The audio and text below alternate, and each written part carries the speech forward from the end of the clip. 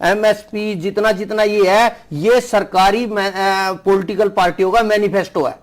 अगर बाजार में, मंडी में दूसरी प्राइवेट एजेंसियां भी खरीदार हो जाएं, अगर गिरती हुई जो उसको सरकार को दे देंगे हम, अगर उसका भाव ज्यादा लगाने के। लेकिन यहां तो उल्टा कर दिया सरकार ने, पूरी तरह से किसानों को भी अपनी पॉलिटिकल पार्टी बनानी होगी। नहीं, पॉलिटिकल पार्टी नहीं, हमारे को अपना राइट लेने के लिए पॉलिटिकल पार्टी की जो मनोदशा उसको समझ के उसका विरोध, उसमें एक पार्टी का नहीं है, सिस्टम का है पूरा। क्योंकि अच्छा आप बताओ, लेकिन डॉक्टर रंगी, जे एमएसपी ਕਾਸਟ ਆਫ ਕਲਟੀਵੇਸ਼ਨ ਦੇ ਹਿਸਾਬ ਨਾਲ 50% ਜਿਵੇਂ ਇਹਨਾਂ ਨੇ ਸੁਜੈਸਟ ਕੀਤਾ ਵਾ, ਸਿਫਾਰਿਸ਼ ਕੀਤੀ ਹੈ, ਜੇ ਵੱਧ ਜਾਵੇ ਤੇ ਜਿਹੜਾ ਪੀਡੀਐਸ ਸਿਸਟਮ, ਜਿਹੜਾ ਗਰੀਬ ਨੂੰ ਜਿਹੜਾ ਅਨਾਜ ਮਿਲਦਾ ਵਾ, ਉਹਦੀ ਵੀ ਕਾਸਟ ਵੱਧ ਜੂਗੀ ਬਹੁਤ। ਦੇਖੀ ਹਾਂ ਜੀ, ਉਹਦੀ ਕਾਸਟ ਤਾਂ ਵਧੇਗੀ, ਤਾਂ ਜਿਹੜੀ ਫੂਡ ਤੇ ਸਬਸਿਡੀ ਹੈ ਜਿਹੜੀ ਕਿ ਫਿਰ ਇਹ ਬੈਲੈਂਸ ਕਿਵੇਂ ਕੀਤਾ ਜਾ ਸਕਦਾ ਵੀ ਗਰੀਬ ਨੂੰ ਜਿਹੜਾ ਵਾ ਇੱਕ ਪ੍ਰੋਪਰ ਉਹਦੇ ਵਾਸਤੇ ਉਹਦੇ ਵਾਸਤੇ ਮੈਂ ਇਹ ਕਹਿੰਦਾ ਵੀ ਜੇ ਗਰੀਬ ਨੂੰ ਦੇਣਾ, ਉਹ ਕਿਸਾਨ ਦੀ ਕਾਸਟ ਤੇ ਨਹੀਂ ਹੋਣਾ ਚਾਹੀਦਾ ਜੀ। ਉਹਦੇ ਵਾਸਤੇ ਆਪਣਾ ਸੈਂਟਰ ਗਵਰਨਮੈਂਟ ਜਿਹੜੀ ਸਬਸਿਡੀ ਦਿੰਦੀ ਹੈ, ਉਹ ਆਪਣੀ ਸਬਸਿਡੀ ਦਾ ਬਿਲਕੁਲ ਫਾਰਮਰ ਦੀ ਕਾਸਟ ਤੇ ਕਿਉਂ ਉਹਨੂੰ ਗਰੀਬ ਨੂੰ ਦਿੱਤਾ ਜਾਏ। ਇੱਕ ਹੋਰ ਬੜੀ ਅੱਛੀ ਸਿਫਾਰਿਸ਼ ਹੈ ਇਹਦੀ ਕਿ ਜਿਹੜੇ ਰੇਟ ਆਫ ਇੰਟਰਸਟ ਹੈ, ਜਿਹੜਾ ਲੋਨ ਜ਼ਿਮੀਂਦਾਰ ਨੂੰ ਦੇਣਾ ਵਾ, ਉਹ ਸਿਰਫ 4% ਹੋਣਾ ਚਾਹੀਦਾ ਰੇਟ ਆਫ ਇੰਟਰਸਟ। बहुत चंगी रिकमेंडेशन है। स्वामीनाथन ने भी अपने जो नैशनल फार्मर कमीशन ने रिकमेंड किया सी। चाइना ते जापान जो एग्रीकल्चर सैक्टर वास्ते है वो 0% रेट ऑफ इंटरस्ट है। मान साहब ਇਹਦੇ ਨਾਲ ਜਿਹੜੇ ਜ਼ਿਮੀਂਦਾਰ ਆੜਤੀਆਂ ਕੋਲੋਂ ਲੈਂਦੇ ਆ ਕਰਜ਼ਾ, ਪੈਸੇ ਚੁੱਕਦੇ ਆ, ਸ਼ਾਇਦ ਉਹ ਉਹਨਾਂ ਨੂੰ ਮਦਦ ਹੋਊਗੀ ਇਸ ਨਾਲ 4% ਦੇ ਉੱਤੇ ਸਰਕਾਰੀ ਜਿਹੜੇ ਬੈਂਕ ਜਾਂ ਸਰਕਾਰੀ ادارے ਜਿਹੜੇ। ਇਹਦਾ ਮਤਲਬ ਇਹ ਹੈ ਕਿ ਸਬਸਿਡੀ ਦੇ ਉੱਤੇ ਕਰਜ਼ਾ ਦਿੱਤਾ ਜਾਏਗਾ, ਕਿਸਾਨ ਨੂੰ ਸੌਖੀ ਕਿਸ਼ਤ ਦੇ ਉੱਤੇ ਕਰਜ਼ਾ ਦਿੱਤਾ ਜਾਏਗਾ, ਭਾਵੇਂ ਬਾਕੀ ਮਾਰਕੀਟ 'ਚ 15% 12% ਦੇ ਦਿੱਤੇ ਜਾਏ, ਕਿਸਾਨ ਨੂੰ 4% ਦੇ ਦਿੱਤਾ ਜਾਏ ਜੀ। ਇਹਦਾ ਮਤਲਬ ਸਬਸਿਡੀ ਆ ਗਈ ਨਾ ਕਿਸਾਨ ਨੂੰ ਜੀ। ਸਰਕਾਰ ਆਪਣੀਆਂ ਰਿਪੋਰਟਾਂ 'ਚ ਇਹ ਮੰਨਦੀ ਹੈ that agriculture the aggregate measurement of support ਜਿਹੜੀ ਹੈ ਜੀ, ਉਹ ਨੈਗੇਟਿਵ ਹੈ। ਨੈਗੇਟਿਵ ਦਾ ਮਤਲਬ ਸਪੋਰਟ ਜਿਹੜੀ ਪੋਜ਼ਿਟਿਵ ਹੁੰਦੀ ਹੈ ਨਾ ਜੀ, ਤੇ ਜੇ aggregate measurement of support 86 to 89 ਵਿੱਚ ਖੇਤੀ ਨੂੰ 72,000 ਕਰੋੜ ਨੈਗੇਟਿਵ ਸੀ ਜੀ, ਇਹਦਾ ਮਤਲਬ ਸਬਸਿਡੀਜ਼ ਸਾਨੂੰ ਪੋਜ਼ਿਟਿਵ ਨਹੀਂ ਆ ਰਹੀਆਂ, ਸਾਡੇ ਕੋਲੋਂ ਖੋਈਆਂ ਜਾ ਰਹੀਆਂ ਨੇ।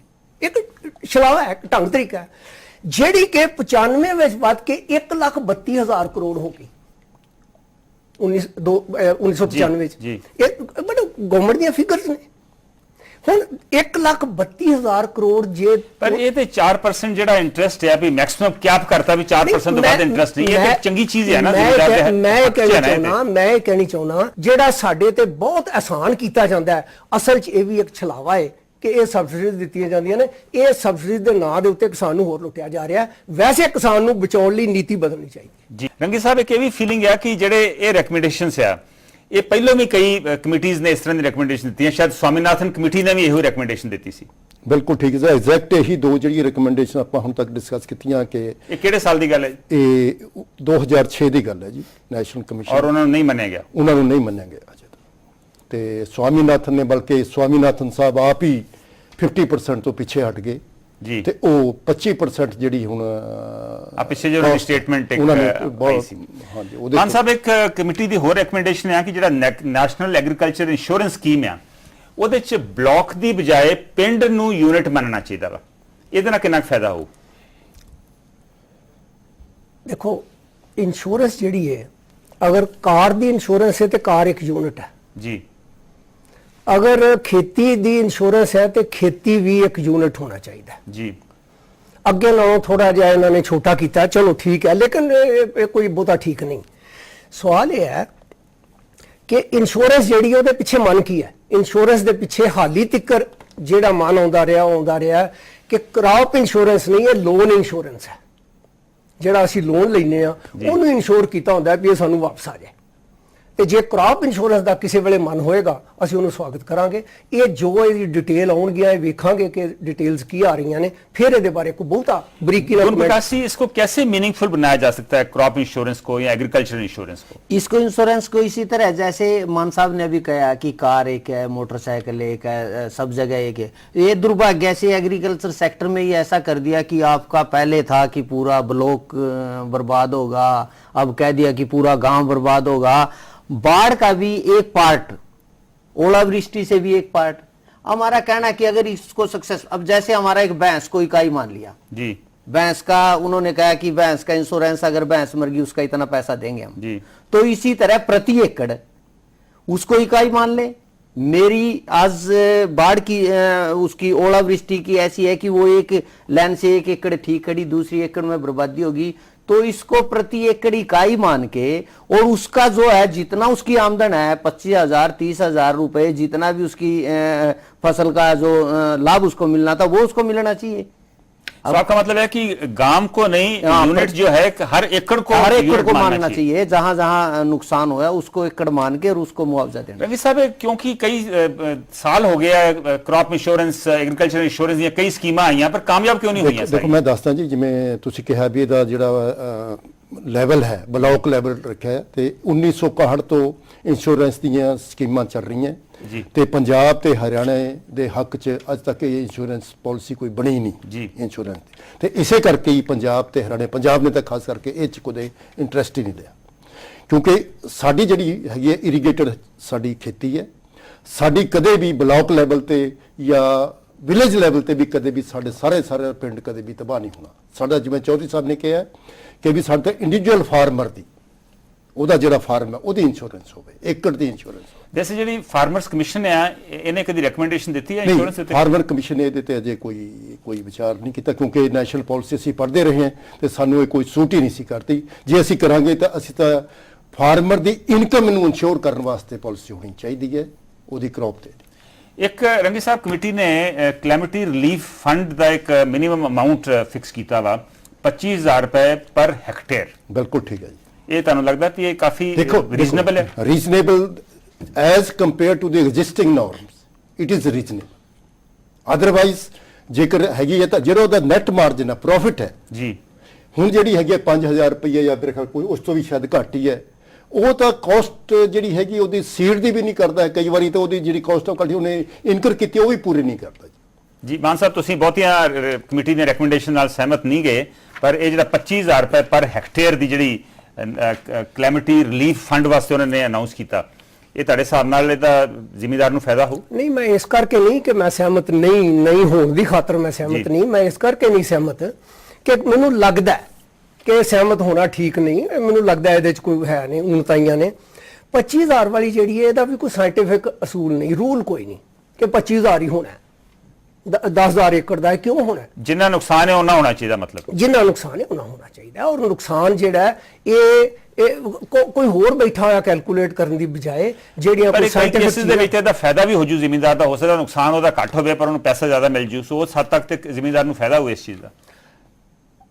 ਕੋਈ ਨਾ ਕੁਝ ਬਚਤ ਹੋਏਗੀ, ਲੇਕਿਨ ਦੇਖੋ ਅਸੀਂ ਜਿਹੜਾ ਫਾਰਮਰ ਹੈ ਉਹ ਆਪਣੇ ਲਈ ਗਰੋ ਨਹੀਂ ਕਰਦਾ, ਉਹ ਨੇਸ਼ਨ ਲਈ ਗਰੋ ਕਰਦਾ ਜੀ। ਤੇ ਨੇਸ਼ਨ ਨੂੰ ਜਿਹੜੀ ਵੀ ਉਹਦੀ ਹੈਗੀ ਭਰਪਾਈ ਨੇਸ਼ਨ ਨੂੰ ਕਰਨੀ ਚਾਹੀਦੀ ਹੈ, ਨਾ ਕਿ ਉਹਦੇ ਜਦੋਂ ਖਰੀਦਣਾ ਉਹਦੇ ਕੋਲ ਸਸਤੇ ਭਾਅ ਤੇ ਲੁੱਟ ਲਓ ਤੇ ਜੇ ਉਹਦੇ ਤੇ ਕਲੈਮਿਟੀ ਪੈ ਗਈ ਤੇ ਆਖੋ ਇਹ ਤੇਰੀ ਹੋ गई, ये ठीक नहीं। गुरुप्रसाद जी, हरियाणा में काफी नुकसान हुआ, पीछे बाढ़ आई और कई बार सूखा भी पड़ जाता है, उसकी वजह से भी काफी नुकसान होता है, तो आपको क्या लगता है कि कितना होना चाहिए मुआवजा रिलीफ फंड? अब नुकसान की तो यह है कि जब एक किसान का नुकसान हुआ वो आंकड़ों में नहीं हुआ, वो वास्तव में अगर किसान की एक फसल मर गई तो वो पूरा उसका जीवन उससे तबाह हो जाएगा, क्योंकि ना उसके खेती में कोई मुनाफा है, चाहे जो भी मर्जी आंकड़े पेश करें, और उसका जो नुकसान हुआ प्रति एकड़ जो भी उसके एक फार्मर का जो हुआ उसका जब तक पूरी भरपाई नहीं होगी, उससे किसान का 25,000 की बात है प्रति हेक्टेयर की, अगर उसका 30,000 की फसल है तो 30,000 मिलना चाहिए, 20,000 की फसल है तो 20,000। जैसे मान साहब कह रहे हैं वैसे, जैसे मान साहब कह रहे जी। रंगी साहब, एक और रिकमेंडेशन है कि ਜਿਹੜਾ ਜ਼ਿਮੀਂਦਾਰ ਹੈ ਉਹਨੂੰ ਡਾਇਰੈਕਟ ਸੇਲ ਦਾ ਪਰਮਿਸ਼ਨ ਹੋਣੀ ਚਾਹੀਦੀ ਹੈ, ਜਿਹੜਾ ਗ੍ਰਾਹਕ ਹੈ ਉਹਨੂੰ ਸਿੱਧਾ ਹੀ ਵੇਚ ਸਕੇ। ਬਿਲਕੁਲ ਠੀਕ ਹੈ ਜੀ, ਮੈਂ ਇਹਦੇ ਨਾਲ ਬਿਲਕੁਲ ਸਹਿਮਤ ਹਾਂ ਕਿ ਜਿਹੜੇ ਜ਼ਿਮੀਂਦਾਰ ਹੈਗਾ ਉਹ ਡਾਇਰੈਕਟ ਹੁਣ ਕੋਈ ਪਾਬੰਦੀ ਹੈ ਉਹਦੇ ਉੱਤੇ? ਹੁਣ ਡਾਇਰੈਕਟਲੀ ਕਿਸੇ ਨੂੰ ਨਹੀਂ ਵੇਚ ਸਕਦੇ? ਪਾਬੰਦੀ ਨਹੀਂ, ਕੁਝ ਹੈਗੇ ਹੈ ਜਿਹੜਾ ਮਾਰਕੀਟ ਐਕਟ ਹੈ ਸਾਡਾ ਉਹ ਅਲਾਉ ਨਹੀਂ ਕਰਦਾ ਕਿ ਅਸੀਂ ਮੰਡੀ ਤੋਂ ਬਾਹਰ ਜਾ ਕੇ ਵੇਚੀਏ ਉੱਤੇ, ਕਿਉਂਕਿ ਉਹਨਾਂ ਨੇ ਜਿਹੜੇ ਆਪਣੇ ਮਾਰਕੀਟ ਫੀਸ ਟੈਕਸਿਸ ਵਗੈਰਾ ਕਲੈਕਟ ਕਰਨੇ ਹੁੰਦੇ ਆ ਜੀ। ਇਸ ਕਰਕੇ ਅਸੀਂ ਇਹ ਚਾਹੁੰਦੇ ਹਾਂ ਕਿ ਕਮਿਸ਼ਨ ਵੀ ਅਸੀਂ ਵੀ ਕਹਿੰਦੇ ਫਰੂਟ, ਵੈਜੀਟੇਬਲ ਤੇ ਬਾਸਮਤੀ ਜੀ, ਸਾਡੀ ਇਹਦੇ ਵਾਸਤੇ ਸਾਨੂੰ ਕਾਰਪੋਰੇਟ ਬਾਡੀਜ਼ ਨੂੰ ਪ੍ਰਾਈਵੇਟ ਮੰਡੀਆਂ ਬਣਾਉਣ ਦੀ ਇਜਾਜ਼ਤ ਹੋਣੀ ਚਾਹੀਦੀ ਹੈ ਤੇ ਫਾਰਮਰ ਕੋਲ ਆਲਟਰਨੇਟਿਵ ਹੋਣਾ ਚਾਹੀਦਾ, ਉਹ ਜਾਂ ਤਾਂ ਰੈਗੂਲਰ ਮੰਡੀ 'ਚ ਜਾਵੇ ਜਾਂ ਇਹਨਾਂ ਐਮਐਨਸੀਜ਼ ਕੋਲ ਜਾਂ ਕਾਰਪੋਰੇਟ ਬਾਡੀਜ਼ ਕੋਲ ਜਾਵੇ, ਤਾਂ ਕਿ ਉਹਨੂੰ ਕੰਪੀਟੀਸ਼ਨ ਆਲਟਰਨੇਟਿਵ ਹੋਣ, ਉਹਦੇ ਕੋਲ ਆਪਸ਼ਨ ਹੋਣੀ ਚਾਹੀਦੀ ਹੈ, ਉਹ ਕਿਹੜੀ ਆਪਸ਼ਨ ਲੈਣੀ ਚਾਹੁੰਦਾ ਵਾ। ਬਿਲਕੁਲ ਠੀਕ। ਮਾਨ ਸਾਹਿਬ, ਇੱਕ ਹੋਰ ਰეკਮੈਂਡੇਸ਼ਨ ਹੈ ਡਾਇਰੈਕਟ ਸੇਲ ਦੇ ਵਿੱਚ ਡਾਇਰੈਕਟ ਪੇਮੈਂਟ ਦੀ ਵੀ ਗੱਲ ਹੋਣੀ ਚਾਹੀਦੀ ਹੈ। ਦੇਖੋ ਇੱਥੇ ਆਏ ਐਗਰੀਕਲਚਰ ਪਰ ਹੁਣ ਤੇ ਡਾਇਰੈਕਟ ਪੇਮੈਂਟ ਬਾਈ ਚੈੱਕ ਕਾਫੀ ਥਾਵਾਂ ਤੇ ਹੋ ਗਈ ਆ। ਨਾ ਜੀ, ਨਹੀਂ ਕਿੱਥੇ ਇਹ ਵੀ ਆ ਆੜਤੀਆਂ ਦੇ ਥਰੂ ਹੁੰਦੀ ਹੈ ਜੀ, ਜਿਹੜੀ ਫਾਰਮਰ ਦੀ ਪ੍ਰੋਡਿਊਸ ਹੈ ਫਾਰਮਰ ਨੂੰ ਹੀ ਚੈੱਕ ਮਿਲਣਾ ਚਾਹੀਦਾ ਹੈ। ਰਾਈਟ ਦੇਖੋ ਇੱਥੇ ਐਗਰੀਕਲਚਰ ਮਿਨਿਸਟਰ ਆਏ ਜੀ, ਉਹਨਾਂ ਨੂੰ ਜਦੋਂ ਤੁਹਾਡੇ ਵਰਗੇ ਉੱਚੇ ਪੱਤਰਕਾਰਾਂ ਨੇ ਪੁੱਛਿਆ ਭਈ ਤੁਸੀਂ ਐਗਰੀਕਲਚਰ ਕਿਸਾਨ ਨੂੰ ਸਿੱਧੀ ਪੇਮੈਂਟ ਕਿਉਂ ਨਹੀਂ ਕਰਦੇ, ਤੇ ਉਹਨਾਂ ਨੇ ਆਖਿਆ ਸਾਡੀ ਮਜਬੂਰੀ ਆ, ਕੁਝ ਇਹ ਲੋਕ ਇੱਥੇ ਆ ਕੇ ਦਬਾਅ ਪਾਉਂਦੇ ਨੇ ਤੇ ਸਾਨੂੰ ਸਿੱਧੀ ਕਰਨ ਵਿੱਚ ਮੁਸ਼ਕਲਾਂ ਆਉਂਦੀਆਂ ਨੇ। ਹੁਣ ਜੇ ਆੜਤੀ ਦਾ ਇੰਨਾ ਹੀ ਦਬਾਅ ਹੈ ਭਈ ਉਹਨੇ ਪੇਮੈਂਟ ਆਪਣੇ ਥਰੂ ਹੀ ਦਵਾਉਣੀ ਹੈ, ਤੇ ਕਿਸਾਨ ਪੇਮੈਂਟ ਜਿਹਨੂੰ ਵੇਚ ਰਿਹਾ ਉਹਨੂੰ ਸਿੱਧੀ ਪੇਮੈਂਟ ਕਿਉਂ ਨਾ ਮਿਲੇ? ਜੀ ਮਾਨ ਸਾਹਿਬ ਇੱਕ ਹੋਰ ਰეკਮੈਂਡੇਸ਼ਨ ਹੈ ਕਿ ਏਰੀਆ ਵਾਈਜ਼ ਕ੍ਰੌਪਸ ਜਿਹੜੀਆਂ ਵਾ ਉਹ ਸਿਲੈਕਟ ਹੋਣੀ ਚਾਹੀਦੀਆਂ ਹਾਇਰ ਯੀਲਡ ਵਾਸਤੇ। ਇਹ ਬੜੀ ਇੰਪ੍ਰੈਕਟੀਕਲ ਜੀ ਗੱਲ ਨਹੀਂ ਲੱਗਦੀ ਹੈ? ਮੇਰੇ ਕੋਲ ਜ਼ਿਮੀਂਦਾਰ ਜਿਹੜਾ ਉਹਨੂੰ ਉਹਦੇ ਮਰਜ਼ੀ ਆ, ਜੋ ਮਰਜ਼ੀ ਗਰੋ करे ना ग्रो करे। आजादी ते छापा है ये गुनगुन हाँ जी, हाँ, ये किसानों की आजादी के ऊपर रोक है, वो उसकी मर्जी है, वो क्या पैदा करेगा क्लाइमेट का उससे ज्यादा किसी को- ਰਗੀ ਸਾਹਿਬ ਕੀ ਕਹਿਣਾ ਕੀ ਚਾਹੁੰਦੇ ਆ?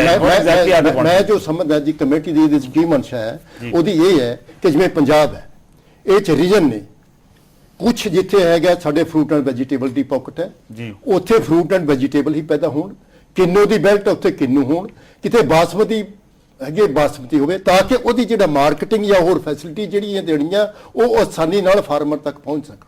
ਮੇਰੇ ਹਿਸਾਬ ਨਾਲ ਇਹਦੀ ਇਹ ਮਨਸ਼ਾ ਹੈ ਕਿ ਵੀ ਇਹਨੂੰ ਏਰੀਆ ਸਪੈਸਿਫਿਕ ਕਲਾਈਮੇਟ ਤੇ ਉਹਦੇ ਬੇਸ ਤੇ ਇੰਨੀ ਕਰਨੀ ਚਾਹੀਦੀ ਹੈ। ਅਸੀਂ ਵੀ ਕਈ ਵਾਰੀ ਰਿਕਮੈਂਡ ਕੀਤੀ ਹੈ ਵੀ ਸਾਡੇ ਜਿਵੇਂ ਪੰਜਾਬ 'ਚ ਹੈ ਕਿੰਨੂ ਦੀ ਪਾਕਟ ਵੱਧ ਹੋਵੇ, ਪੋਟੈਟੋ ਦੀ ਅਲੱਗ ਹੋਵੇ ਤੇ ਹੋਰ ਬਾਸਮਤੀ ਦੀ ਵੱਖਰੀ ਹੋਵੇ, ਇਦਾਂ ਦੀ ਮੇਰੇ हिसाब नाल इदा दी रिकमेंडेशन है। अपने को समय बहुत थोड़ा जा रह गया। गुणप्रकाश जी ये बताइए जाते जाते कि और क्या करने की जरूरत है कि जो फार्मिंग है वो एक लामबंद साबित हो? उसका सबसे बड़ा हमारी तरफ से तो यही है कि एक तो खुली व्यवस्था होनी चाहिए, बाजार में किसान की उसकी स्वतंत्रता होनी चाहिए, उस पर पाबंदी नहीं होनी चाहिए कि जरूरी उसको अपना माल मंडी में बेचना, आड़ती के थ्रू बेचना। वो चाहे जहां मर्जी जिस मर्जी स्थिति में वो अपना माल बेच ले, और सरकार अगर चाहे सरकार अपने लिए और अनाज के ऊपर राजनीति ना करे, जिस तरह औरों को भाव मिले हमारे को। मान साहब की ਕਰਨ ਦੀ ਲੋੜ ਹੈ ਵੀ ਜ਼ਿਮੀਂਦਾਰ ਜਿਹੜਾ ਵਾ ਜ਼ਿਮੀਂਦਾਰ ਇਸ ਤੋਂ ਮੂੰਹ ਨਾ ਮੋੜਨ ਤੇ ਵਾਕਈ ਇਹਦੇ ਚ ਤੇ ਫੀਲ ਪ੍ਰਾਈਡ ਇਨ ਐਗਰੀਕਲਚਰ। ਜ਼ਿਮੀਂਦਾਰ ਨੂੰ ਲੁੱਟਣ ਦੀਆਂ ਨੀਤੀਆਂ ਬੰਦ ਕਰ ਦੇਣੀਆਂ ਚਾਹੀਦੀਆਂ ਨੇ। ਇਹਦੇ ਨਾਲ ਜ਼ਿਮੀਂਦਾਰ ਜਿਹੜਾ ਆਪਣੇ ਪੈਰਾਂ ਤੇ ਖਲੋ ਸਕੇਗਾ। ਇਹ ਸਾਰੀਆਂ ਨੀਤੀਆਂ ਜਿਹੜੀਆਂ ਨੇ ਜ਼ਿਮੀਂਦਾਰ ਨੂੰ ਲੁੱਟਣ ਲਈ ਇਸ ਵੇਲੇ ਜਿਹੜੀਆਂ ਖੜੀਆਂ ਨੇ, ਜਿੰਨਾ ਚਿਰ ਇਹ ਬੰਦ ਨਹੀਂ ਹੁੰਦੀਆਂ, ਇਹੋ ਜਿਹੇ ਛਲਾਵਿਆਂ ਦੇ ਨਾਲ ਅਲਟੀਮੇਟਲੀ ਕੁਝ ਨਹੀਂ ਹੋਣਾ। ਤੁਹਾਡਾ ਬਹੁਤ ਬਹੁਤ ਧੰਨਵਾਦ ਸੀ ਡਿਸਕਸ਼ਨ ਚ ਆਏ।